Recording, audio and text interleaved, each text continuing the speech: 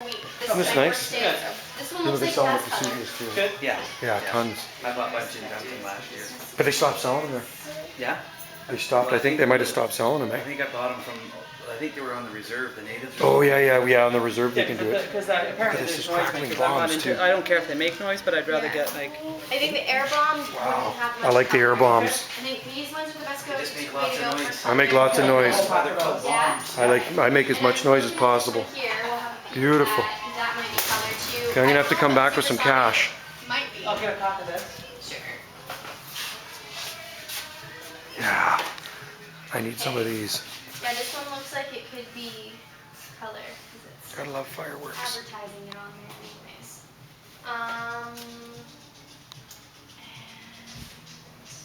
How about some of these big ones? Do they shoot up and stuff? Yeah, at that bottom, we have a read for you. What are these ones that they said the skyrockets? Those are pretty popular